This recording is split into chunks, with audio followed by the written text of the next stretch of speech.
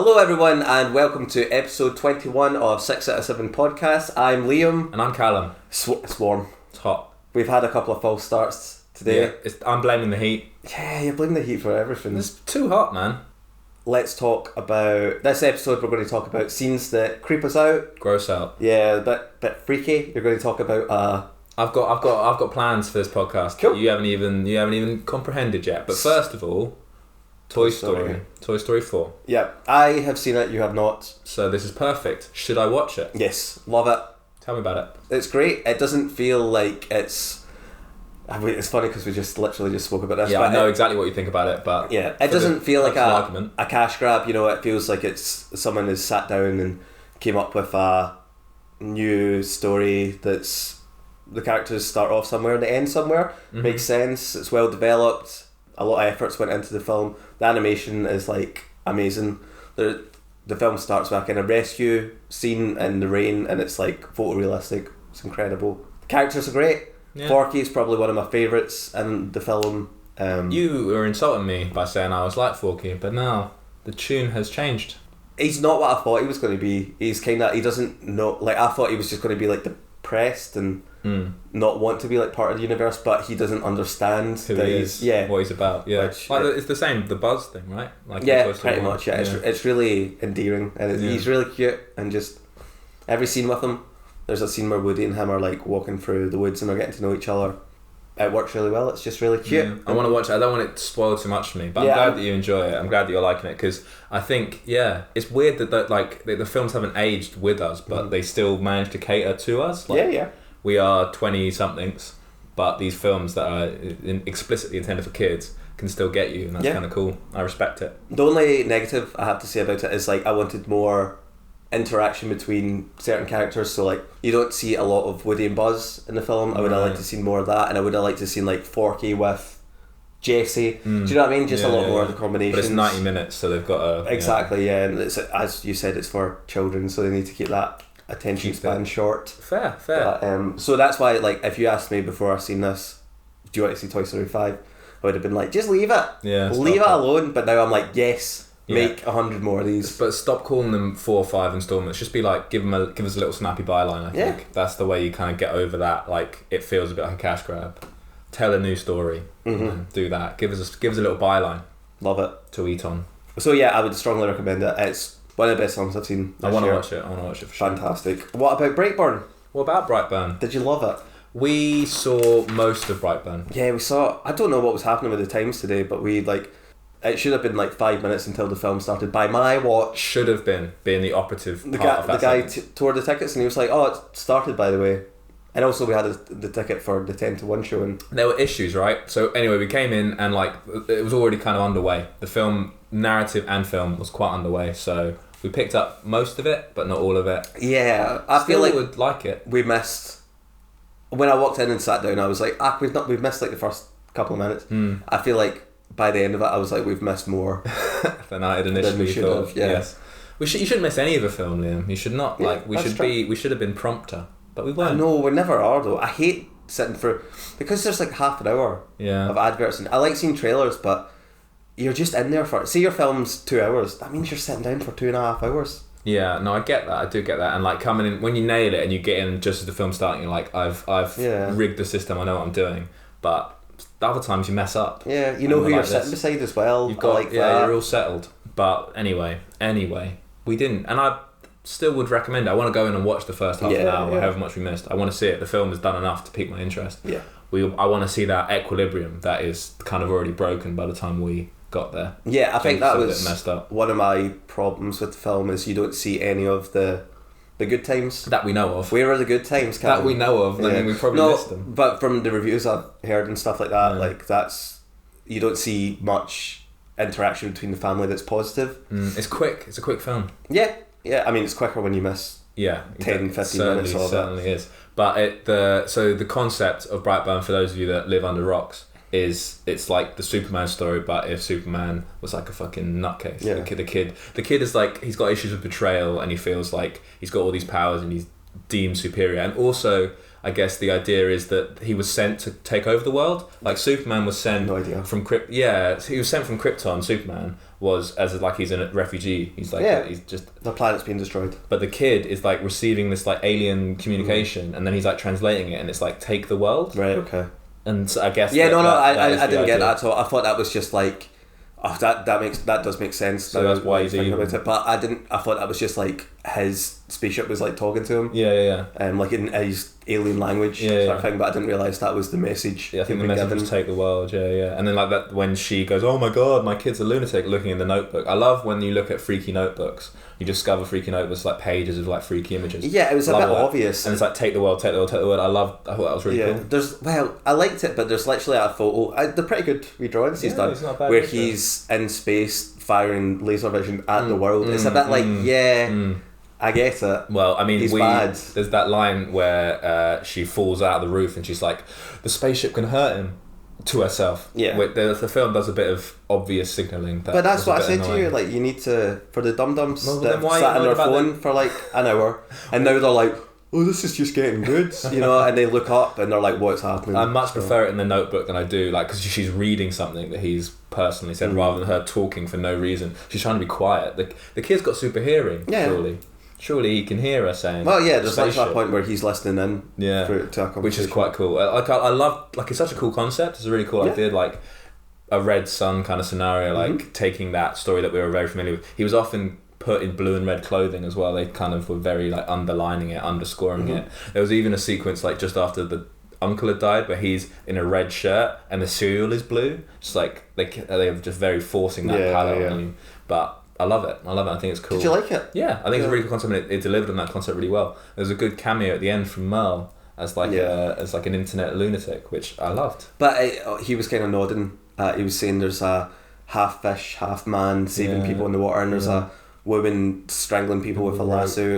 And then they had wee photos, and it looked like Wonder Woman and Aquaman. And there's like a Flash character as well. I think nod to that, but it was okay. It was like it reminded me a bit of The Hole in the Ground. Yeah.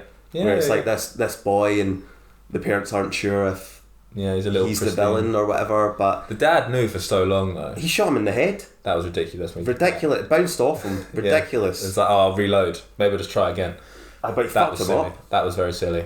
Yeah, the laser beam as well. I thought was a bit weak, wasn't it? It was he cut through metal with it, but then he couldn't get through that guy's head without a little bit of like he had to cook the skull for a while. Yeah, it like cracked open. It came out the other side. The violence in it, I thought it worked well. It wasn't like overdone or anything like that. It worked well. Like it was, some of it was pretty horrible. Yeah, like, when you see Erica in the basement as well, you're like, fuck that. I had no idea who that until that was one point where I was like glad that because you weren't paying attention. I didn't know, but like I was looking right at her and I was like, who is that? I had no idea, and then she says her name, so it made sense. Yeah, well, it made sense for her to say the name in the story, but the body wasn't found. That's obviously what he was going to do with it. There's a scene where Badger from Breaking Bad, no idea the actor's name. Yeah, he makes it look like he's in a car crash, and he's like jaw is totally unhinged from the rest of his skull. He like eats the steering wheel. Yeah, and he like holds it. He's holding it up, and then he lets go, and it just kind of drops down. Yeah, that was good. I think Superman is like kind of he like atomizes the sheriff as well. Like he like blasts through just and like fucks that guy up. So it's good to see Superman or like a Superman-esque character doing that dark shit. Like it's nice. It's a nice.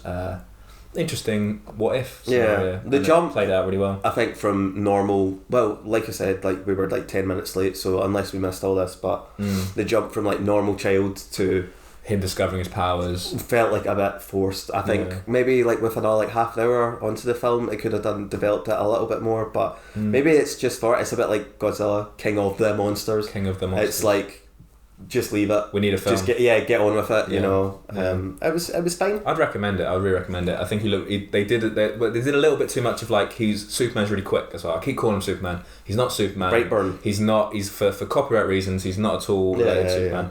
Brightburn he's not even called Brightburn. Yes. So the name is the town. It's what's his name? He's called Brightburn. Brandon/Brightburn. Right, Brandon Breyer Brightburn. He's super quick, and so they have this like the lights go off, the lights go on, and he's there, and they go off, and he's gone. They did that like loads. Yeah. And I got a bit like, I get it. Like, he's quick. He's quick. We don't need him like appearing all of a sudden. Yeah. It was funny when Badger like discovered him in in the closet and was just like shouting at him. Yeah, it's just like, get the fuck. Yeah, like in doing? Another film, they would be like, oh my god, like walking him down slowly and being like, are you okay? But he was like, you're a fucking weirdo. What are like, you doing in get my out of my house? Yeah. They all had really nice houses. Yeah, Kansas. I think, and the farm they were on was very like, it was the farm from Superman. Yeah, sure. They I think there's no question there as to what they were going for, and I liked that they did it. Is there a source material? Don't know.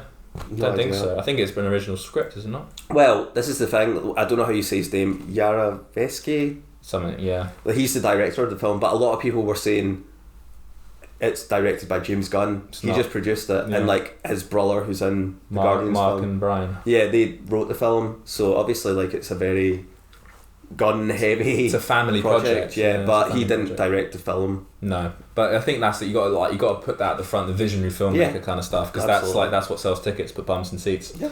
And I think your bum should be in the seat. Audience, watch it.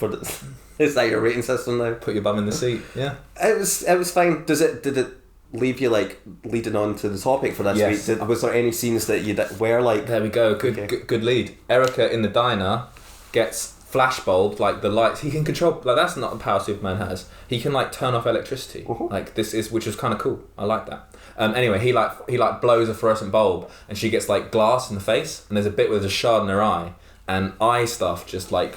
He does horrible thing. Brightman does horrible thing in that film, but that was the worst thing he did. Getting her in the eye, and she like has to pull it out, and it's like you can see it. I hate that eye stuff. Gross. Freaks me out. Well, it's because it's like a little ball of jelly on your face, isn't it? Yeah, and it's like protect your eyes. You just like you look at it, and you just can't not think about it being in your eye. Like there's no, the boundary between you and her is zero. You're like, fuck, there's something in my eye. I need to get it out. And you just you relate to that feeling quite. So have you got a lot of eye stuff on? So like my eye films are Minority Report, Total Recall, Blade Runner, and Clockwork Orange. And I think you can name the scenes for most of them. What was the first one? Minority Report. That's when he gets the fake eyes. Yeah. The sequence where he has his eye like removed and put in. What was the next one? Obvious. Total Recall. Total Recall. What is the eye scene in Total Recall? There are a couple of eye scenes. Is that when it's like bulging out? When you're on the atmosphere of Mars, and like, what happens when you go on Mars? You like expand like a balloon. And he's like, but then if you're Arnold, you go back and your brain goes back in, like it pressurizes itself. What's the next one? Blade Runner. Loads of eye stuff in Blade Runner. Is there? Loads of freaky eye stuff, yeah. Because all the replicants are like eyes in and out. There's a scene in particular where he's like holding up. Has she not got a wee eye on a spike? Yes. At one point? Yes. Yeah, eye stuff freaks me out. She's really attractive, that lady. Yeah. The bad replicant. The bad, naughty replicants. She's pretty. They're often the ones you want, the ones you can't have. Clockwork Orange. Famous, awful. Because he actually did that, like that. They had to do that to him, and he had like eye drops. Awful. Hated it. Intensely bothers me. Eye stuff. You got any eye stuff? Do I have any eye stuff? Not really. No. I've not got mine's is more because when I was like researching this topic, like, and I was typing in like grossest movie scenes and stuff, like it was more like really horrific, like more horrible stuff, more like sexual assault stuff, and I didn't want to go anywhere near that. Because that stuff's very obvious. I think like there's so much that's like you reach an age, you're like, right, I've seen Hostel, like I kind of know, everything is kind of just a reiteration of that, and that doesn't actually gross you out. Like this film is not really that Brightburn I'm talking about. It's not really that gross, but that sequence is just uniquely gross for me. They're uniquely like especially unpleasant to watch because I have an association with that. It's so easy now to make those films where it's like, oh yeah, and then he like ripped her guts out and stuff. You kind of watch it and you go, yeah, I've seen this all before. Like none of my list is like that. None of it is not Hostel or Saw, because you are watching it and obviously like some stuff makes you like wince and be like, oh, that's a bit gross, but it's just they're not trying very hard. But part of me is removed from it because it looks so not so fake, but I'm just like,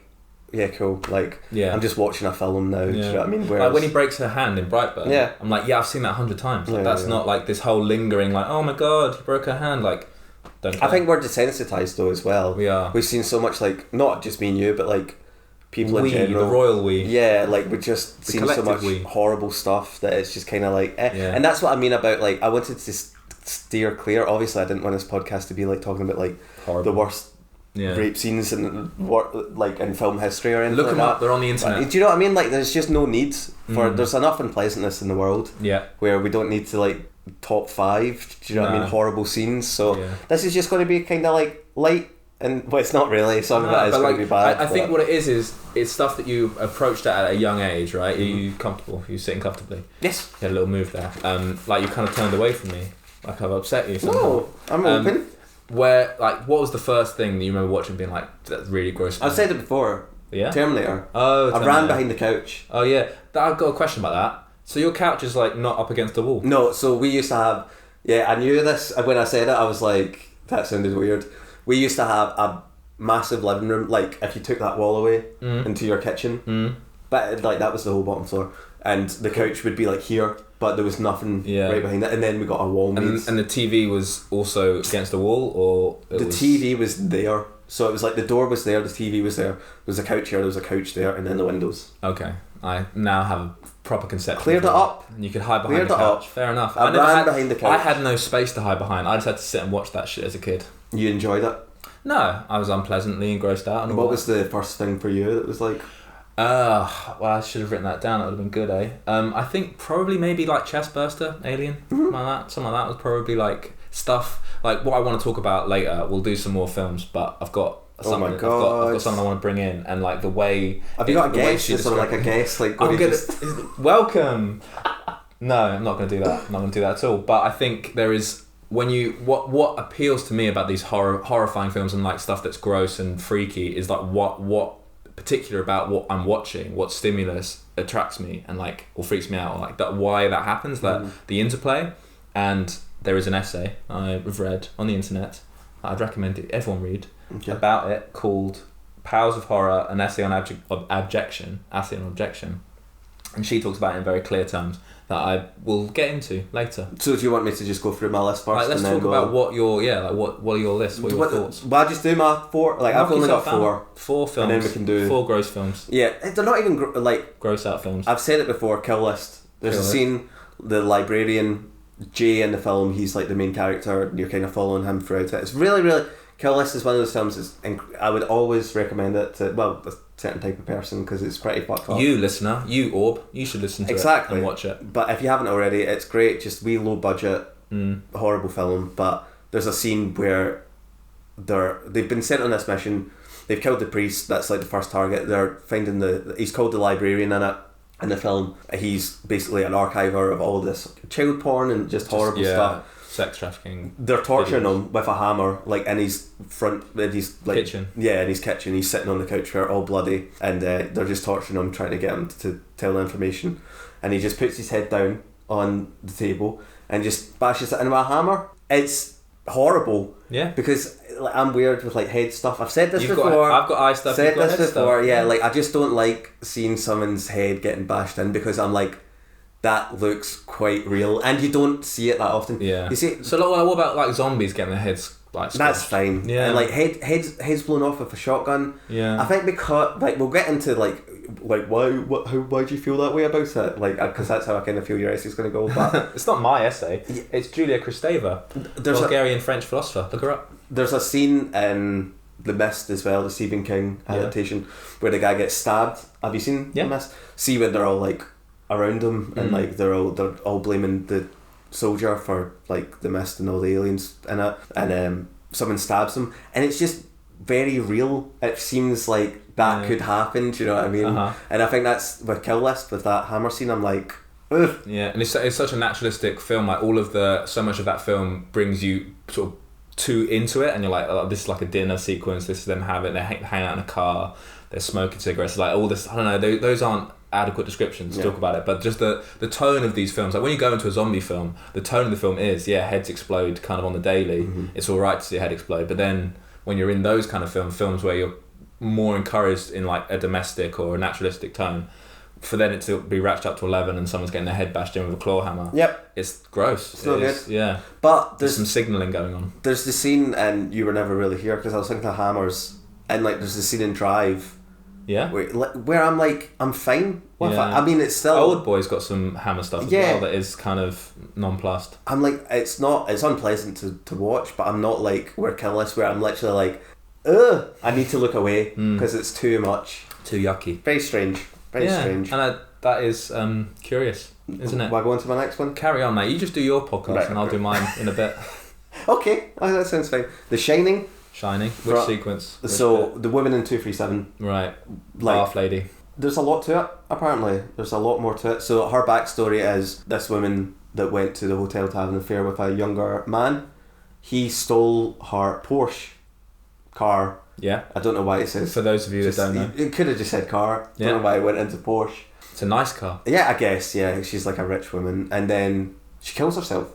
In the bath. Yeah. So Jack walks in and it's like a beautiful like nude woman comes out of the bath. Starts kissing. And then he opens his eyes and it's the corpse. Bloated corpse. Yeah.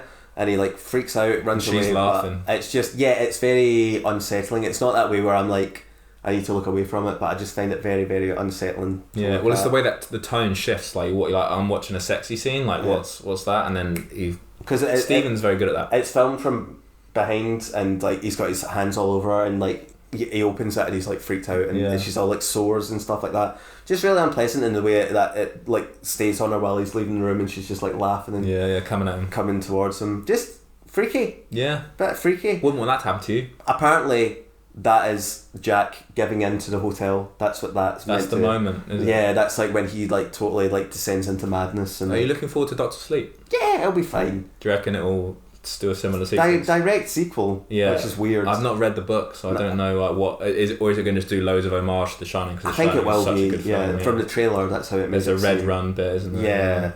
Yeah, he's going around. Yeah, his wee bike, but I'll go and see it. I think Stephen King's had a real resurgence, and good luck to him. Pet Sematary, man. Good film. It's one of my favourites of the year. Any gross out moments in that? Just again, like you seeing the knife going into the mum and stuff like that. It's like it's. I think the Achilles tendon is most. Yeah, that is really like I was like reaching for my leg, sort of like oh no, my leg. When a film makes you check that you've not you were okay. hit in the back of the head with a hammer or something like that, then it's doing a good job. I started calling Wednesday Church every now and then because he looks like Church.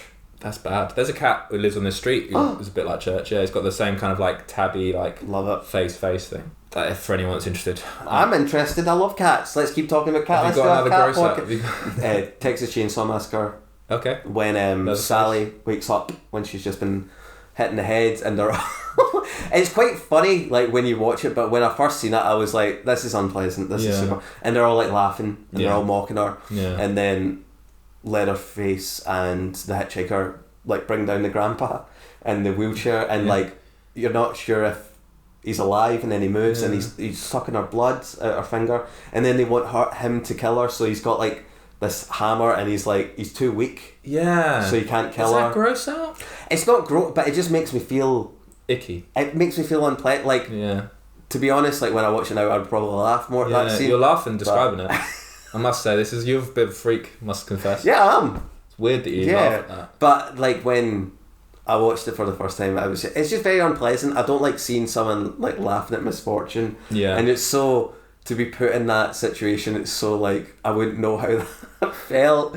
So that's a weird thing to say as well. But like, I just couldn't. This all ties into Julia. I couldn't comprehend it. And then they're laughing at her. I feel bad for her. Yeah. And then, will I move on to my last one? Just carry on, my dude. Trainspotting.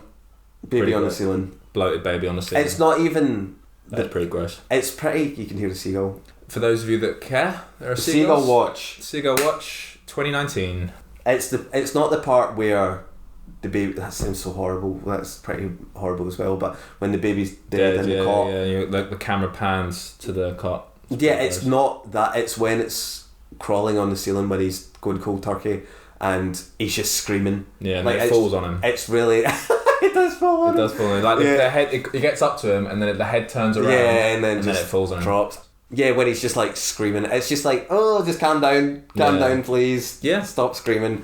And that's it. That's my list. It's your gross out stuff. You don't watch those and kind of think, why is that gross me out? It's just like, these are things that naturally gross you out. I don't think I'm to it. No, not really. I don't think I'm worried about it. I'll tell you who bloody has put some thought to it. Julia Kristeva. Okay. She's a Bulgarian French philosopher, still kicking about. Love it. Literary critic. The novel, there's not a novel, but she writes about novels. She's a literary critic, and in this collection of essays, Powers of Horror and Essay on Abjection, I'm going to get that right one day. Powers of Horror, an essay on abjection. Mm-hmm. Abject horror. You've heard of this phrase? Nope. Frozen in abject horror, abject misery. Abject is kind of like the extreme, feeling something into the extreme. And she talks about it in a very interesting way. Ooh. And I'll lead you in with, milk. Yes. You know the little skin that develops on milk cream? Yes. And this, when you drink it, I don't drink milk very often, so this is a sensation I don't really recall. Gross. Feels gross. Yeah. And she thinks, she's thought about it a long time, thought about it for a while, and she has wrote this essay, collection of essays about what that is, what that sensation is, body horror, the sensation of food or things that make you feel a bit gross, corpses, dung, stuff like that. Dung. She's wrote an essay on dung. She talks about dung a little bit, right? You're going to be on your phone a lot. I'm going to bring up the passage on milk, the milk bit, because I feel like it has something to say about... Because she doesn't talk about... She doesn't apply this to film theory at all. She applies to literary theory. She uses a lot of like biblical analogy, and she uses a lot of these like 20th century, 18th century horrors and stuff. But the bit on the milk is... I read it and I'm like, this is totally applicable to this podcast. Yeah, sure. Do it. It's totally applicable to this podcast because... The point is about boundaries and like things that gross you out is when those boundaries become like together, or they get a bit that shouldn't be inside that, or it feels weird that is outside of that. You know what I'm talking about? Kind of. So we'll take the improper and unclean, right? This is on page 11, if anyone's curious and read along at home. Loathing an item of food, a piece of filth, waste or dung, the spasms and vomiting that protect me, the repugnance, the retching that thrusts me into the side and turns me away from defilement, sewage and muck. The shame of compromise, of me, of being in the middle of treachery, the fascinated start that leads me towards us and separates me from them. Food loathing is perhaps the most... I should have started here. Food loathing is perhaps the most elementary form, an archaic form of abjection. When the eyes or lips touch the skin on the surface of milk, harmless, as thin as a sheet of cigarette paper, pitiful as a nail paring, I experience a gagging sensation, and still further down, spasms in the stomach, the belly, and all the organs shrivel up in the body, provoke tears and bile, increase heartbeat, cause forehead and hands to perspire. Feel this? You rate this? Kind of, yeah. The gross out sensation? Sure. She's describing the gross out sensation. Yeah. Along with slight clouding, dizziness, nausea, makes me balk at the milk cream, separates me from the mother and father who proffer it. I, in parentheses, want none of that element, sign of the desire. I do want to listen. I don't want to assimilate it. I expel it. The thing what's happening, what she's describing in great length and with lots of what she's French, so like this is a translation, but is that it's out there but it's inside of you, and that is when you see that disconnect between what is out there and gross but it's part of me, is the experience of watching gross stuff on the film on the screen for me. Like eye stuff, the boundary, someone's touching my eye, I don't want them touching my eye, grosses me out. What is me, or what is, Tom Cruise, is no longer one thing discrete. It's being messed with. Someone's taking his eye out. It's grosses me out. And that, I think, is very helpful and can be used in all sorts of ways. It doesn't explain why, though. What do you mean?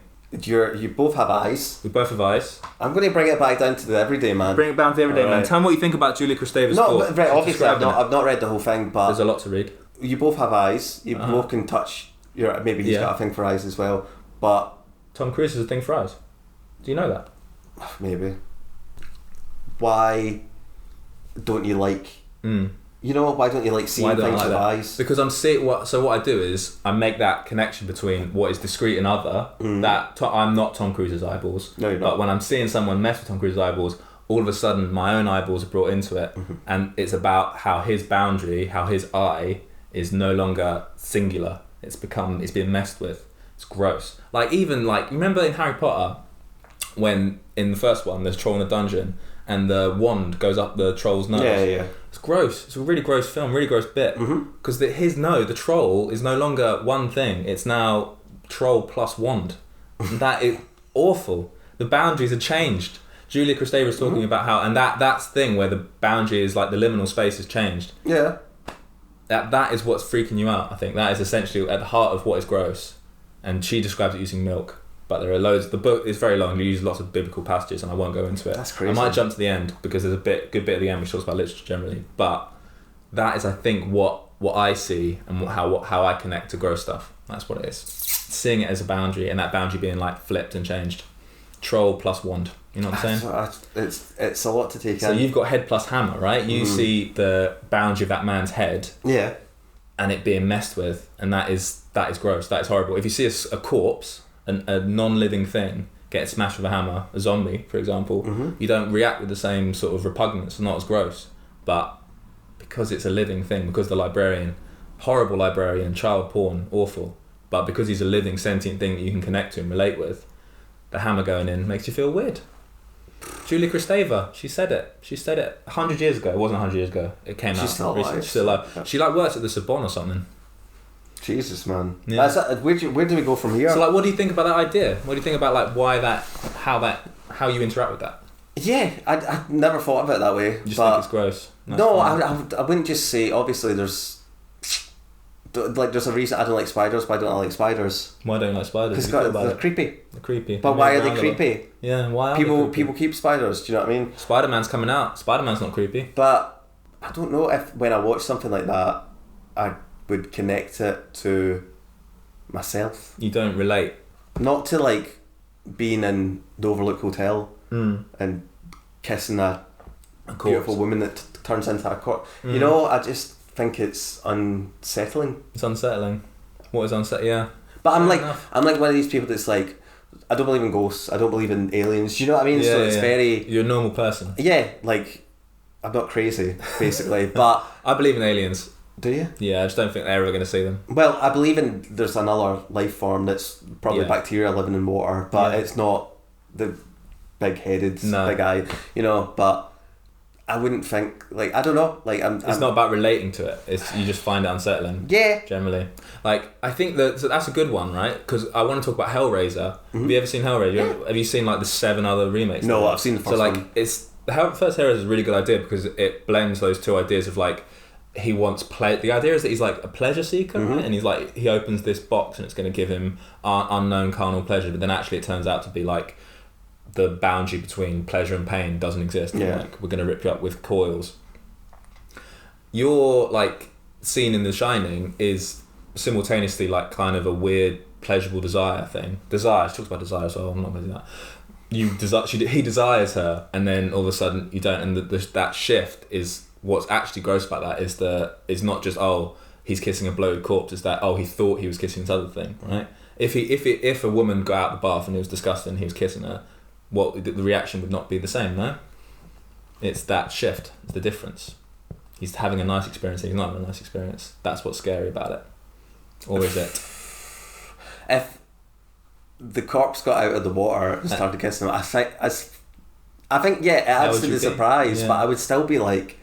Oh, I don't know if it would have made it into my list. Maybe it does add a lot to it. That it's like a beautiful woman. And all the while he's having this reaction with a corpse. He's relating to a corpse, but you think you're tricked into thinking it's a hot lady. The film tricked me. The film tricked you, and the house, The Shining.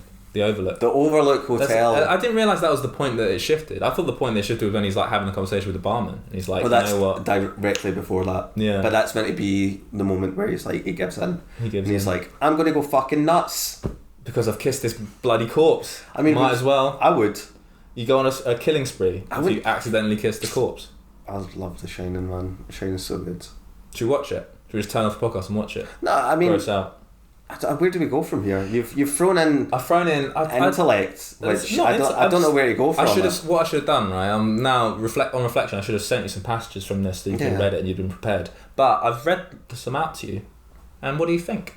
We've already done that. You already know what you think. It's an interesting way to look at it. I do feel like maybe I'm just too stupid to really think into it. But not what I'm saying. Not in a bad way, but like I just think, like I look at something creepy, and I just think that's creepy. Like all my there's not like I've not got 4 examples that are that's the wrong notebook. It's like hammer in the head, hammer in the head, hammer in the head, hammer to the dick. Do you know what I mean? It's not like, but it's not like they're all one's a creepy dinner scene, one's. Yeah, like you know what it's. But like what about those scenes in particular, as compared to so many others? There are so many other, like we've talked about an example, like the 7. Like it's not 7. I could be wrong there. Correct me if I'm wrong. But all those Hellraiser sequels, basically just it's a rejig of those ideas, and they don't have that same impact as the first one. First one was a cool new idea that I was fortunate enough to see without having known about the rest of them, and it works, and it works uniquely. I think the second one's good. The second one's meant to be good. Is it? I don't know. Yeah, apparently. I've not seen what happens in it. Yeah, not seen it. But okay, I'm going to shift. I'm going to pivot. This is kind of my podcast. I've taken over. Julia Kristeva, me and Julia. What about gross out comedies? What do you think about them? Give me an example. So the big one everyone talks about is There's Something About Mary. Yeah. Where Ben Stiller gets his. Is it Ben Stiller? I think it is. Yeah. Gets his testicles caught in that in the zip. Gross. we're invited to laugh at that. It's funny. Why? Because it's something that doesn't happen every day. The boundary of the testicle and the zip. And because, I don't know, because you can be like, as a male, you can be like, that would be a nightmare. And also you see it, it's hilarious. But it's gross. More than that, it's gross. Like the point, and like the sequence, like. So this is boundaries you're talking about. This is a thing shouldn't be in a thing. That shouldn't be in that like thing. Like the semen in the hair. And then she puts it, it's on his ear, right? And but what's weird about these, like, there's a whole section of gross out comedy where I would think like that could be in a horror film. You're on a date and you fucking zipped your testicles. Like that's horrifying. That's not like let's laugh at that. That's horrible. Weird that those films like American Pie, like weird that we've got these films that use the gross out mechanism in us to be like invite us to laugh. That's of the time though. That's like it's of the time. It's of the time because that is like there are films of that coming out every day. Name one. I couldn't. That came out recently. I don't watch them. Where are we at with comedies nowadays? We're at like, not that it's a bad thing, but like women's at the forefront of it, and like I guess the vomit bit was a bit gross out. There'll always be. I suppose yeah. Yeah, book smart. Like when the Tom Green show came out, and like the early, like mid-90s, like onwards to like then like mainstream stuff like American Pie, and then like when it started to fade out with like Say Ain't So, with like Bandcamp. Any film that says like it's the movie, like like whatever, like hot teen movie, any film with a title movie in it, I immediately disregard as stupid and silly and not for me. What do you mean? I think it's bad that films need to signal that they're a movie, like Scary Movie. Like I know Scary Movie. The first one's okay. Is there any gross out in that? Can we probably. Link it to the bit where what's his face is like Charlie Sheen's like penis is enormous or whatever. That's a bit gross out. Maybe that's like the third one. Yeah, God. But like, I can't believe I've seen 3 of them. Yeah, it's of the time. I think like gross out. It's like, had its day. No, not because like you're saying, book smart about when she's sick on the Allergo. Obviously, that's played for laughs. Played for laughs. Yeah, you're invited to be like that's fun. But everything you can look at. You look at even like westerns, like and when were westerns big, like 60s, like, and then they had their day. It's like superhero films will eventually have their day. Everything is of its time. Gross out is gone in the comedy genre. Gross out in like horror is still pretty good. When Saw came out, people were like, "This is like wildest thing I've ever seen." And then like you had how many Saws are there? 7? 6. Oh yeah, no 7 because it's Jigsaw, yeah. And then you had your Hostels and stuff like that. And now like if a film came out Serbian like that, film. But like what's the latest horror that came out? Like Brightburn's not a horror film. And Child's Play. Yeah. They're not really going for that. No. It's not big now. No, it's like gore maybe gross out and gore. And like revival stuff, like a lot of like 80s revival stuff. So it's Here's the thing. You remember that bit in the Halloween remake we watched when the doctor's face? Don't talk about it. When the doctor's face gets stepped on, did that get your gross out head thing going? Yeah, definitely. It was so gelatinous. Yeah, but it didn't look like his head had anything to it. I think they're going for that kind of like later Halloween, like when like into the 80s when like they started to do like practical effects sort of thing, and I don't know. That got you. That kind of stuff still gets. It didn't because I just hated that whole film, so I was probably just teaming with like, when is this going to end? Right, because that eye bit in Brightburn still like I'm so like toe curling like ugh. There's no part when I watched The Job, I was like, this has made me like the film more. And maybe that's like a personal defect of me. Maybe there's something wrong. Do you know with what I mean? Maybe like, and you, because yeah, because you enjoyed it. I really do. I think what I like is like thinking like, oh, why does that affect me so? And that's why I look to Bulgarian and French. I'm just gonna stop mentioning her. I'll read the bit at the end. I won't. I'll send it to you afterwards because I do think it's actually really, really I will read it. You'll read some of it. You'll look at it. But have we kind of got to a podcast here? Yeah, like I think we've done it. It's hard to where's it at? Where's it going? I love it. Like there's a film called Would You Rather on Netflix. I've literally recommended it to probably 10 people because it's just. What's it about?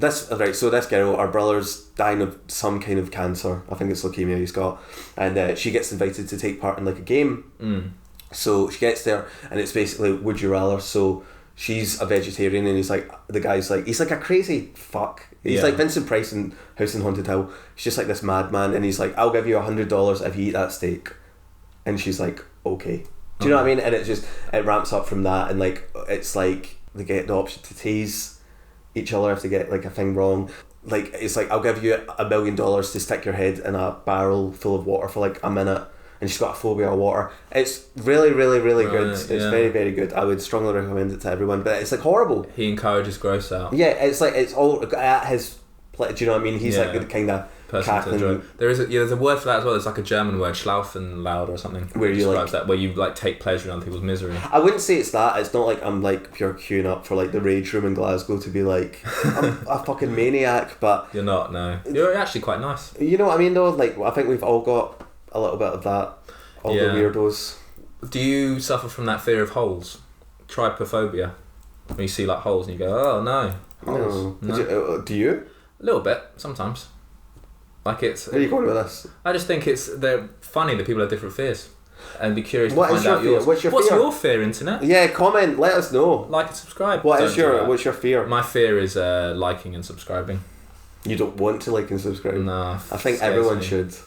Good. No, but what is genuinely... I think eye stuff, it probably would be like if I had to name one right this second, which I'm doing, I find stuff in eyes, around eyes being removed, because I have eyes. And that's how I interact. I'm coming at your eyes. Stop it. Don't even do that. Got you. That was rude. I don't like spiders, and I have this weird phobia of locking up my house and my cats getting out.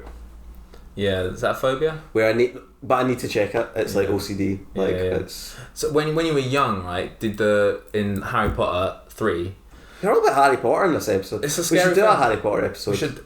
Aragog. Did Aragog scare you because he's a spider? Yeah. Yes. Well, not him so much, but see the bit when they all come down, like he's like Hagrid, go introduce votes whenever you know what I mean, and then they come down, I'm like no good, absolutely no good, and it's the bit where it gets Ron. Yeah, and because it's a PG, right? Like it's not actually strictly speaking gross, but there's something that does that to you. Shelob as well. I was always like fuck off. Shelob is scary. Shelob's properly scary. Yeah. Just fuck off. Yeah. What's it called? Arachnophobia, like the film. Yes. Is no good as well. Even though 8-legged freaks. No good. Stop it with the spiders. But then bring on Spider-Man. Yeah, because he's episode 22. I always liked in the cartoon. Did you watch the animated series when he turned into a spider? Oh yeah. He had that weird moment. I remember that. That was freaky. And he got 8 arms. Yeah, he turned into a fucking spider. He couldn't. Sorry. Keep 2. I like that. Yeah, like Man Spider. I think that was what he's called. Spider-Man next week. Spider-Man next week. I think we're going to do the episode with Harry Potter.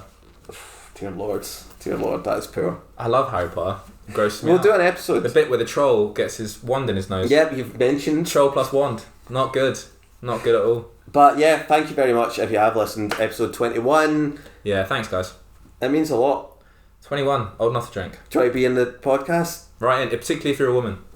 What? That is so weird. He's looking for a girlfriend.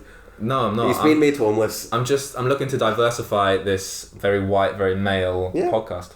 I mean, positive discrimination is what we need. English people have been on it. I'm English. Yeah. It's not new. So is Jake. So Curtis is kind of English. Let's not go into that. Let's not racially profile. I just want a gender profile. I don't see colour. Do you not? Must be hard. Traffic lights and stuff. Difficult. I'm fine. I just can't fly a plane. Don't. I wouldn't trust you on a plane. Oh, bit rude. Thank you very much for listening to make it to the end. This has been it's been an okay episode. What grosses you out? Yeah, let us know. Do you have any fears? Let us know. This podcast. Scary, isn't it? It is terrible. Still going. So yeah, thank you very much, and we will see you next week where we'll have Harry. We'll be talking about Far From Home. Bye.